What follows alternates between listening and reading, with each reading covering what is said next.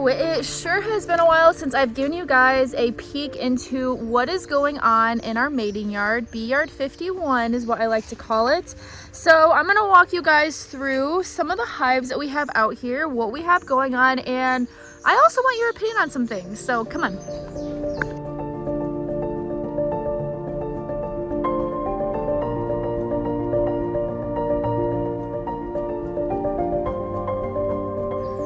Alright, so last time we were out here, you guys saw us filling up all of these hives with a bunch of frames that we brought that were full of brood and full of resources. And we did come back and install some queens into them. Alright, it is now actually 2 days later, not 1 day later.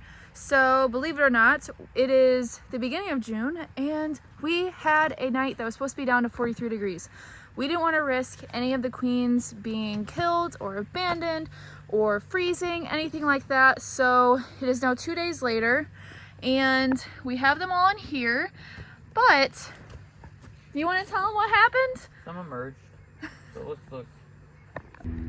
Ooh, she looks pretty. She's kind of like reddish. She is. I can't wait to see what she's gonna look like.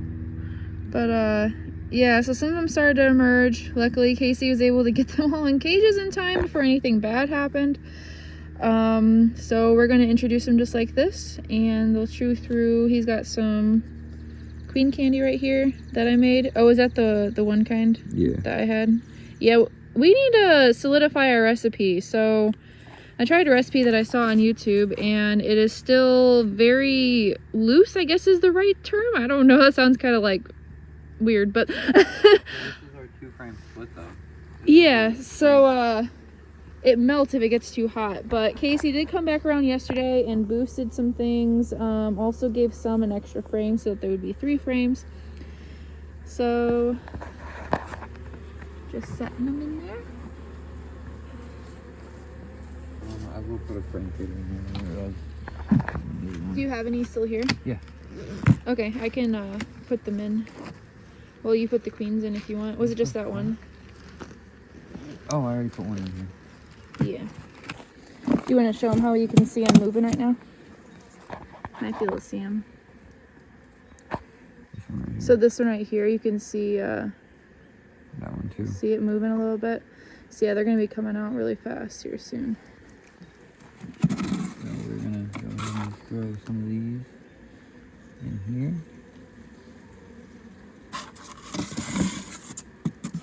I mean, I probably could push them into the comb or whatever, but they're really gonna come out pretty fast. So like, dropping them in between the frames, I don't feel like it's gonna hurt. Yeah, these That look one has a really queen in good. Oh, that's right. This was one on the end. Yeah. Is she laying? Yep. Oh, cool. We did have a little bit of a cold spell, so we had to do it 2 days later, not the day after, but that's okay. They should still be doing great. So all of these have virgins in them right now. Casey also boosted them and made them a little bit stronger as well, so those will be coming right along really soon. We also have some over here that we've been mating. They actually should have mated queens in them already. Some of them are building up like this one. So the main purpose of this yard is this is what we use to fill all of the pallets we have. We made all of our queens here, build them up into 5 frames, sometimes build them up into a second 5 frame, and then we'll take out our 5, drop that box down, put a queen in it, and just keep that rotation going. So far we have around 60 something. Oh, I need to fix that. That is the one thing I found out about these boxes that I built. The dimensions are a little off, I will say. It was my first time building anything and cutting wood, so it was a learning lesson for sure, but I'll have to get an actual lid on that. But we have around 60 out here currently. Our plan is to fill every single pallet we have. We have 8 more that we need to fill, so that's 36 more hives. And it is currently the middle of June, so we're doing pretty good on timing, I would say. But I'm starting something new with you guys so that we can kind of like learn together and look into some of the hives that we have bred and some of the genetics that we're bringing in. And there's a couple hives I'm super excited about that I want to show you guys. So the first one being this one right here. So I have 4 hives that I'm wanting to move, and we're just going to build those up together and see what we can do with it. With these 4 hives, I'm going to use all of your guys' opinions and all the advice that you guys give me so that we can kind of work together on how we're going to build up these hives and see what we can do with them. That way we get to learn and grow together. So the reason why I'm picking this one in particular, this one's a little bit feisty, so I should probably put my gloves on. But this hive is one of the queens that was a swarm that we were able to catch before they left the hive. This one likes to swarm very, very fast. It'll be cool to see how we should work a hive that is more prone to swarming in comparison to others. It's weird. I don't know what causes it, but I've noticed that some hives, some queens, they just want to swarm like crazy. And other ones, it's literally pulling teeth to get them to swarm. Now, the ideal bee is definitely having one that really doesn't want to swarm, that will still build up a really big hive and maintain a good cluster size too. But this one was really cool because it is a Michigan queen, and she is a really big honey producer as well, and she has a little bit of a personality. So she should almost be about ready for a 10 frame. Let's see what she's looking like at the moment. Oh yeah, that's looking pretty good. She's gonna be ready to be moved here soon. Let me go get a hive tool.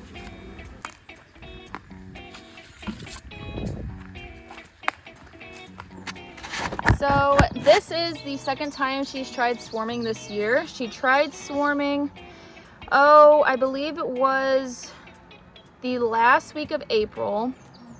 And then she tried swarming again 2 weeks ago, but I caught her and I was like, nope, nope, not happening. You're coming with me. So I took her out, and actually it might have been 3 weeks ago, but I took her out, left her queen cells in there, her swarm cells, to continue to develop so they can requeen themselves. And they should have their queen back here shortly, so I'll have to check on those a different day. But this one is from the hunting yard in particular. So I do see this is a frame full of eggs and larvae on that side. And I see that she is starting to repair some comb. So we had some problem with some mice this year. They got into our hives and just demolished a lot of our comb. You can kind of see it here. See where it's lighter? That's because they've been starting to build it up, and it's kind of like uneven because they're still working on building it up. She still looks actually like she could build up a little bit more until I move her into a 10 frame. And the reason why I say that is because, so okay, here's one brood frame. Oh, and she's got a queen cup down here, which she just laid an egg in. See what I mean? All she wants to do is swarm. So she's gonna be a little tricky just to manage. Ouch! Trying to sting me through my glove. That bee was very persistent and was not giving up. So what makes some hives more prone to swarming, guys? What is it? Is that just genetics? I think so. But that's just me. So I am seeing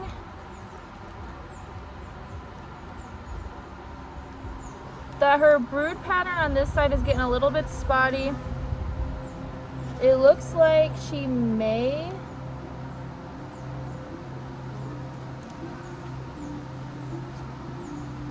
be fighting off a little bit of a brood disease here. And the reason I say that is, let me show you. All right, so on this side, she has an egg in every single cell. It's kind of hard for you guys to see, but this is what I usually look at to see how good a queen is. I don't just go off of their brood pattern, I go off of their egg laying pattern. And as long as they have a very good egg laying pattern, then they're gonna be okay. But when they have a not so great brood pattern, like what you see right here, this is where things get a little bit more tricky. because there's most likely some sort of brood disease in here. Now, I'm starting to wonder if maybe this is just like a slight case of European foul brood because of how some of these are looking and how they're looking kind of, yeah, see, she's trying to backfill right there. But this isn't sac brood. They look a little bit different, and they're kind of just like slouching down into the cell and then forming a little bit of like a scale. But I wouldn't call this American foul brood. It doesn't have a bad smell or anything like that. I'm not seeing a thick caked scale. When you look down on the cells, those look fine. It's just this scale that's falling down to the very, very bottom. Which European foul brood is a common thing that happens. We didn't really start experiencing it until this year. So I wonder if it has something to do with how wet of a spring we've been having and how much rain we've been getting. They also say that if they don't have an adequate protein source, that can cause European foul brood as well. So it may be beneficial just to get some pollen patties down in this hive. That would probably help them out a little bit. It's mostly caused by stress from what I've read. But a lot of commercial beekeepers use antibiotics in order to keep American foul, or not American, sorry, complete difference. And so that way they can keep European foul brood under control. We've never used antibiotics. I don't know if I really want to go that route yet. I would rather just focus on genetics and making sure they have enough food. And this is a nice frame that she could start laying in. So I'm going to clear out some room for her, since I did see that she is starting to create some swarm cells. And what I'm doing is I'm moving that egg frame all the way out to the outside, and then I'm going to put the brood frame right next to it because it's about to hatch out. And I'm going to put this empty frame right in the middle for her to draw out and lay into. And this looks like it's another egg frame. She can work a little bit on the other side still, so we'll let her do that. I have not seen her though. She seems to be the kind that likes to hide, I've noticed. Some queens like to hide, other queens are kind of photogenic. So when we move her down, we'll give her some frames, but I want you guys' opinion before we do that. So let's go on to the next hive. So this is the hive. What should we call her? What should her name be? So, like I said, she came from the hunting yard. She's a Michigan queen. And she's a little feisty, has a little bit of an attitude. So what do you guys think? What should we name her? Okay, guys. I might cry. I cannot believe this just happened. I have never, ever squished a queen. Well, I can't say that. That happened to OG when I opened her up way too early than what she was supposed to be. But look where the queen was. I just got up. I put my hand down. I felt a bee underneath it. I freaking squished the queen. Oh my goodness. I mean, I know this is a part of the trade and it happens. Just not many people show it when it happens. Oh my gosh. Now I feel so terrible. She got squished when I put the frame down. Oh my gosh. Well, I guess this hive is now about to be queenless. I am heartbroken. So now they have to make their own queen. I mean, there's enough eggs in there for them to do it, but well, hopefully this makes you guys feel better when stuff like this happens to you guys, because it even happens to the best of us. Like I said, it's a part of the job. Oh my gosh. Well, that's all right. Another way of helping with European foul brood is the requeen. So hey, I guess now they get to requeen. Lovely. Hopefully not all of it was infected. I'm gonna put her in a little cage and keep her. I don't like losing queens. Oh my gosh, this makes me so sad. It is what it is. Okay, well, let's move on to the next hive, and I'm going to be a lot more careful when I take the frame out. I don't know how I missed her. But, okay, so the next hive we're going to look at